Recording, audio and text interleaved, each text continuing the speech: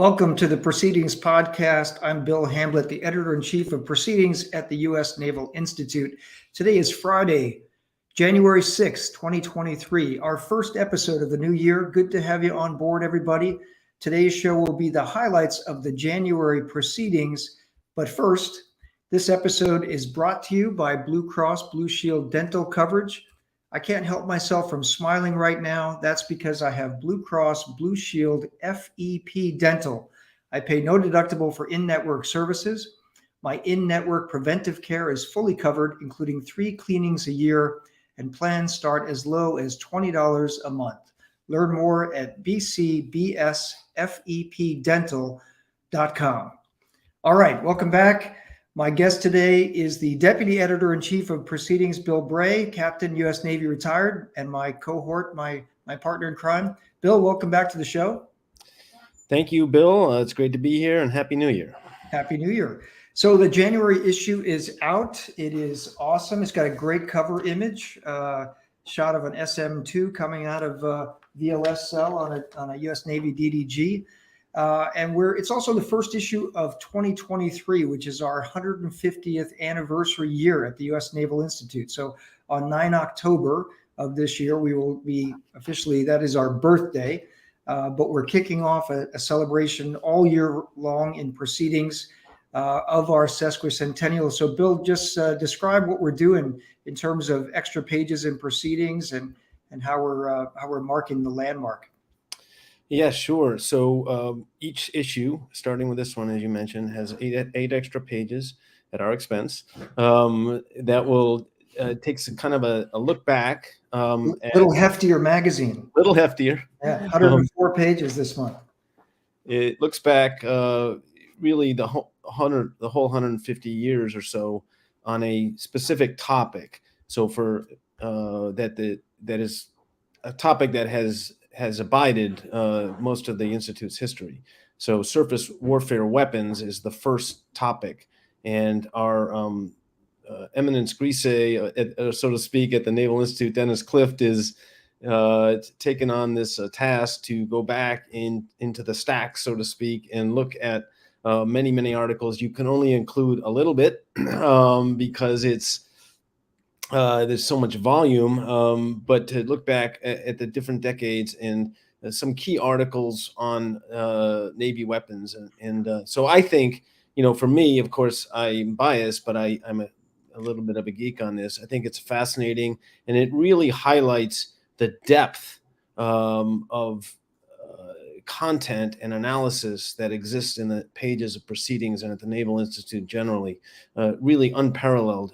Nobody else has that. Yeah, I agree. Dennis, as you mentioned, our eminence grise, or I described him in my editor's page as the international man of mystery. But for those who don't know, Dennis is 85 years old, maybe 86 years old now. He comes to work every day. He was the editor-in-chief of Proceedings back in the early 1960s, about the time I was born. And then he had a long and very distinguished career in public service in the national security realm, including he was the national security advisor to Vice President Walter Mondale. He served on a number of different iterations of the National Security Council staff. He worked directly for Henry Kissinger for several years. He made trips to Beijing, to Moscow, to Russia, was part of all kinds of international agreements and Cold War era, SALT and START agreements. And he's just an amazing human being. And he finished his career in public service as the dean of the National Intelligence College? Do I have that right? Or the National Defense Intelligence College? It's had several names. It's currently called the National Intelligence University. Right. So Dennis is the sort of dean or president emeritus, but Dennis is just an amazing human being. So he's going back through the stacks, if you will, and pulling out, as you said, the highlights on a particular topic each month that have been covered in Proceedings over decades. Or in some cases, in this one, because it's naval weapons going back to cannons and turreted guns and all that kind of stuff back from the 1880s in Proceedings and on. Great stuff. I want to talk about the American Sea Power Project, which continues. And this month, the title of the article is "Bigger Fleets Win," and it's by Sam Tangretti, who's a retired Navy captain who's been writing for Proceedings, I think, for 4 decades. And Sam is a professor at the Naval War College. He's the Leidos Chair of Future Navy Warfare Studies at the Naval War College. He's a PhD and just an incredible human being. And Sam has gone back. I think he's looked at 28 wars or major conflicts that have been defined by major naval conflict, going back, like 1,000 years in history. And he's debunked the myth that quality has a quantity all of its own. And he basically says, no, if you look back at, I think these 28 wars, in 25 out of 28, the size with the bigger fleet has predominated. And it's, the exceptions to the rule don't give you any confidence that the U.S. Navy is going to be able to dominate in the Western Pacific against a bigger Chinese fleet. Because those exceptions to the rule were literally hundreds of years ago. So it's a terrific piece. I just wanted to highlight a couple of things that he brought out. Of course, you have to talk about Wayne Hughes if you're a serious navalist. But Sam points out that in his research conclusions, the advantages of mass or numbers in naval warfare. First is the ability to absorb the first salvo is really important, especially on the American side. We always talk about that. We assume in almost every case of warfare that we're gonna take the first shot. We're not going to fire the first shot. We're going to be on the receiving end of the first shot. So absorbing that first salvo, the ability to mass fires from individual units, the ability to saturate the opponent's defenses is decisively dependent on mass. The ability to operate simultaneously in multiple theaters is incredibly important. The ability to maintain reserve forces during inevitable attrition, hugely important. And then also presenting too many targets for limited inventories of costly precision weapons. And so all of those things Sam fleshes out in this article. And he quotes Wayne Hughes. He just does a great job. And he also presents, I think it's really important towards the end, the point about risk and about if you're going to build and depend on a smaller Navy, that is a risk calculation, whether we're consciously taking that risk or unconsciously taking that risk. By having a smaller Navy, the nation and our political leaders are assuming a greater degree of risk. So I commend this article to anybody. The ongoing American Sea Power Project is just bringing us terrific content. And, Sam Tangretti has kind of hit it out of the park this month. So any thoughts from you on Sam's piece? No, it's a great piece. I highlighted in one of my posts with the new issue. One thing I thought about reading it was, so the size of fleets for opposing forces it's not a static. In other words, you don't necessarily start with the same size of fleet. So the U.S. most recent, obviously, World War II, where we had massive fleet-on-fleet engagements, the U.S. grew its fleet larger than the Imperial Japanese Navy. It didn't start with it larger. It was on its way by the Navy Act in the late 1930s and 1940 to grow the fleet as the war clouds loomed. So what I think when you analyze it, you got to think about, okay, a larger fleet ultimately wins. Maybe you don't start with a larger fleet, but you got to be able to build a larger fleet. You have to have the capacity, the industrial capacity to outbuild the opponent eventually. Yeah, that's a critical point, and I know that's been brought out in a couple of the previous articles. The American Sea Power Project is, including I think it's in this issue by Commander Matt Wright, a different article about how Nimitz's calculus when he was getting ready for the Battle of Midway was the amount of risk that Nimitz was able and willing to take at Midway was directly impacted by his knowledge of what was coming in the future in terms of aircraft carriers that would be ready for combat in late 1942 and 43 and 44. He knew that there was a massive buildup coming. So if he lost at Midway, it wasn't going to be the end of the war. That's a really critical point about risk and about how much you're willing to take, is the industrial capacity and how fast it's going to bring new capability to bear for you. Yeah, great point. What was another one of the articles that you wanted to highlight this month?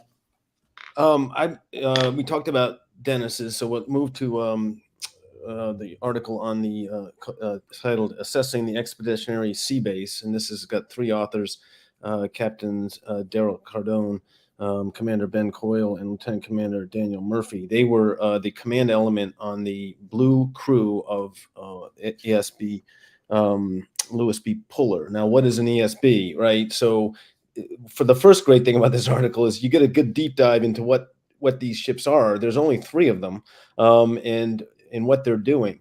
And they have two kind of main missions. One is as an afloat staging base, mostly for aircraft.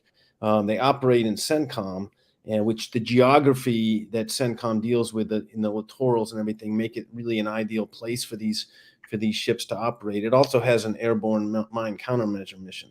So the article describes what it is, what they do. Many people, even in the theater, the authors said don't know what they do, and they had to bring them out onto the ship and give them tours. But then it's not just a what we did on our summer vacation article, right? It's this is how to make this platform better. And this is what the Navy should do, that the resource sponsors should do to make these platforms even more multi-mission, more capable. Everything from technical improvements to adjusting the crew type. It's a hybrid crew, meaning that it's got a Navy commander, commanding officer, and a military crew that has certain responsibilities, and it has a civilian crew that has certain responsibilities. I had a little experience myself with this in my career because the command ship of Sixth Fleet Command ship USS Mount Whitney is a hybrid crew, and I saw that up close when I was embarked when I was doing my tour at Sixth Fleet. So it has some advantages, I think, of hybrid crews, and it has some challenges. So it's really a very interesting piece. And of course, Captain Cardone has moved on, and he's now the commanding officer of the Ronald Reagan. Right, so he went on to CVN command, which portends well for him. I love one of the quotes in this article, which is, "Your ship looks like a parking garage." And I don't know, Heather, if you can flip to another image or two from that spread. But the authors start off by saying, the Navy's expeditionary sea-based ships do have a unique look, almost as if the Navy purchased an Alaskan oil tanker, cut out the middle section, built a parking garage, and then stuck a 50,000 square foot flight deck on top. Essentially, this is what the Navy did, is what they say. So it is a unique, interesting, weird sort of looking ship. And I always love Proceedings articles like this one because, no platform, no aircraft, no system is ever perfect when it's first procured. And then the cool thing about an article such as this is that it points out the neat stuff that Navy people do to experiment with it, right? It's like, okay, let's take it out to sea. Let's wring it out. Let's figure out what works well. Let's experiment with different types of operations and then learn from that. And then we can, tell the designers, hey, we would like to have A, B, and C on the next one. But also here's how we're going to further develop, the operational concept for these ships. So it's a great piece, and it's definitely in that sort of archetype of Proceedings articles of how do we use this thing that Congress bought for us, right? And it's a pretty good one. The next one I want to highlight is an article by the vice chair of our Ed board, Captain Tom Clarity, who is now so Tom commanded a Growler squadron. He was operations officer on Ronald Reagan out in the FDNF, and he's now a professor up at the Naval War College, and he's on our editorial board. He's the vice chair of our editorial board. One of the points that he brought out probably a year ago in a conversation with the Ed board is that, the Navy hasn't so far really gone deeper than about PowerPoint and kind of at the operational to strategic level of what distributed maritime operation is. And so DMO is this concept, but what at the 0506 command level, what is that going to look like? And so Tom dug in, and he's come up with some ideas about what DMO should look like, how it could work. There's some great figures. There's a visual model for DMO and a tactical engagement, but he goes to an example from nature, and he watched as flocks of starlings, which are kind of like little bird finches, how they operate, how they flock together, and the word. So there's a word for it. I'd never heard this word, a murmuring of starlings. Yeah, and yeah. it's really, it's really interesting. And he basically says, if the fleet's going to operate in a distributed maritime operations environment, it's going to take a couple of things. It's going to take mission command. It's going to take a lot of trust, and then the fleet's going to have to operate very fluidly to find, that'll be a scouting function, but to find the adversary, to mass weapons and fires on the adversary, and then to sort of readjust and move out again. And so these on page 27, if you've got the print issue, there's a visual model for that DMO in a tactical engagement that sort of builds off what a murmuring of starlings looks like. But for me, this is a great read. It was a really interesting to put it together, and also to try to visualize how would ships operate or look like, in a murmuring. So I like that one. I commend it to you. It's also got a nice sidebar. Heather, if you'd throw that back up, keep that up there. But he's also got, because he mentions Admiral King's war instructions. And so we put a sidebar in of King's war instructions that were published in 1944. After nearly 3 years of bitter fighting during World War II, it covered topics ranging from darkening individual ships to daytime engagements against enemy forces. But the most important thing that King was getting after was the importance of what we now refer to as mission command, is, individual commanding officers, individual ships being able to react to conditions at sea, react to what the adversary is doing, and to execute commander's intent as they understand it, without having to have detailed minute by minute instructions on how to take the fight to the adversary. So I don't know, any thoughts on that one for you, Bill?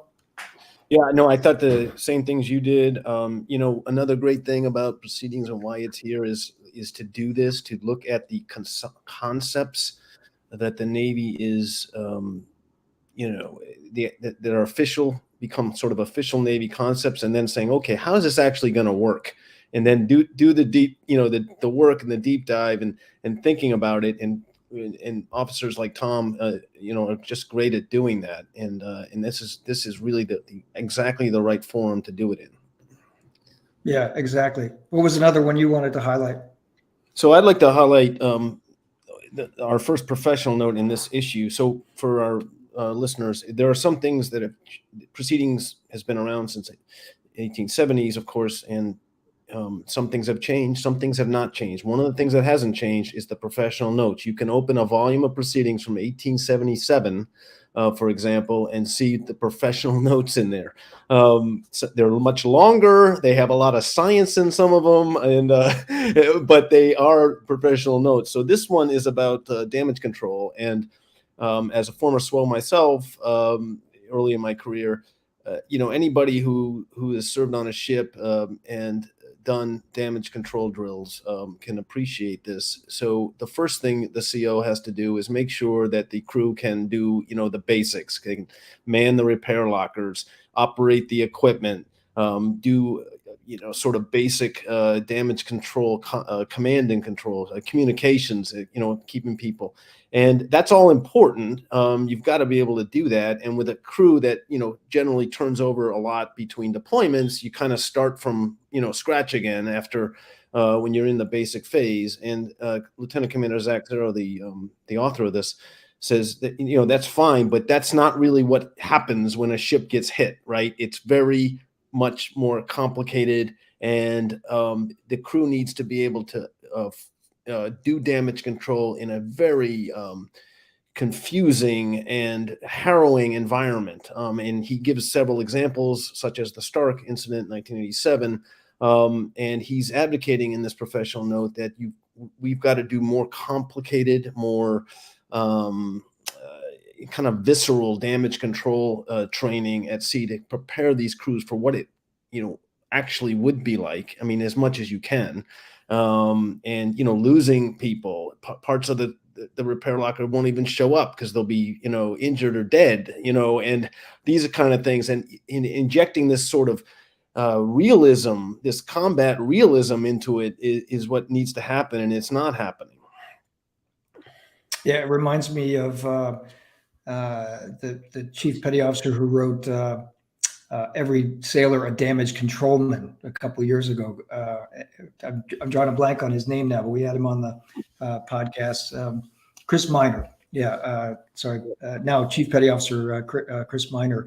But his piece on damage control, and we've had quite a bit on damage control over the last couple of years, including Joel Holwitz's piece on fighting fires on submarines. So it's a great point. One of he draws on, as you point out, examples from World War II, examples that you said, the Stark, also the USS Cole bombing, in Aden in the year 2000.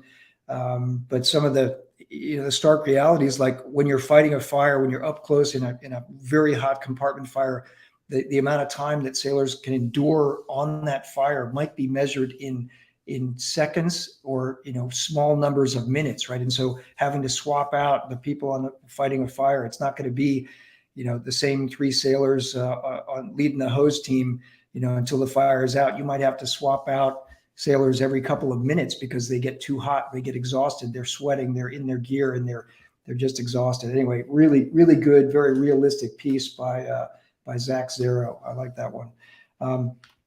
Wanted to point out one article that Mike Dahm has written a lot about the Chinese Navy, Commander Mike Dahm. This month, he's got it is the leading feature article in the issue.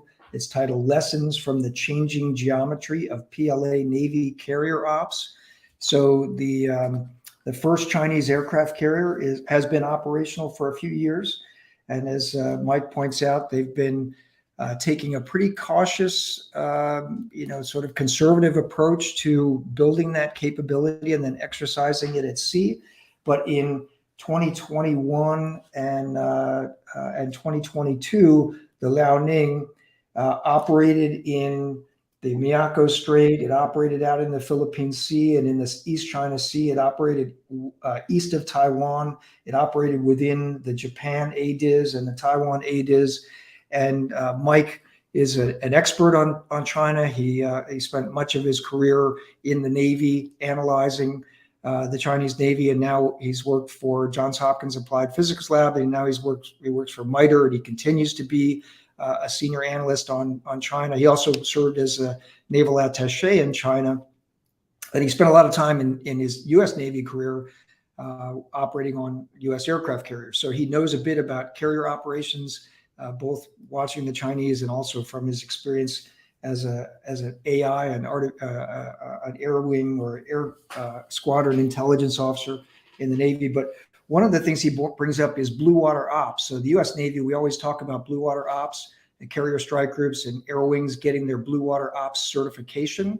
It comes kind of late in getting the CSG ready to deploy. It's one of the last things. It always happens during COM2X, which is the most advanced training scenario out at sea.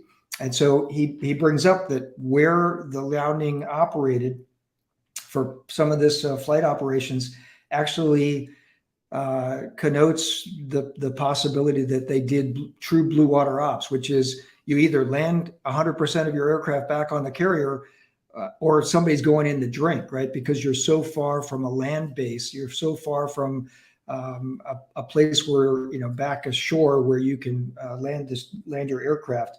So he brings that up, and he kind of makes the conclusion that yes, given the distances, it would have been not impossible for them to divert back to the mainland China, but they were operating, at a range of over 1,000 miles from a divert field. And the other thing he brings up is that, where the Liaoning operated and some of the other operations that they conducted during these two deployments, it tested both Japan's Air Force and reactive capability in their ADIZ, and it also tested what Taiwan could do.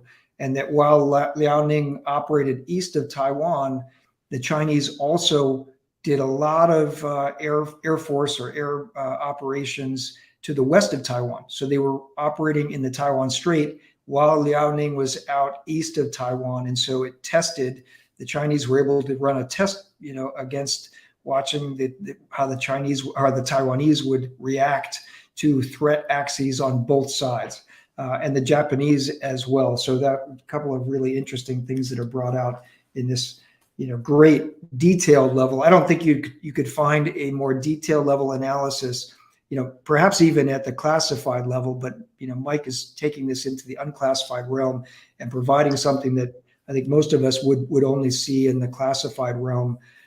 He just does a terrific job of it. Absolutely. I mean, Mike and I, just full disclosure, served together on the Kennedy back in the early 2000s. He was the Air Wing AI, and I was the N2 with Carrier Strike Group 6. And so I got to know him then. I knew how what a great mind he has, an analytical mind. And let's talk about that for a second. Let's look back now in the early 2000s, mid 2000s. There were very few voices, such as our friend, Captain Jim Fennell and a few others, that said, "Hey, they're in it to win it. They want to build a global navy." That was a small dissenting viewpoint. The conventional view was China just wants a regional navy, and they're building this aircraft carrier as kind of a show pony, and it won't be really, they're not really interested in doing global, carrier ops and anything like that, blah, blah, blah. And the Navy, by the way, is building up this threat because, they need to justify, building ships, and there was some cynicism involved from other commentators, spectators that were looking at the Navy. Okay, we're way past that, right? So, now we're in the, 2020s.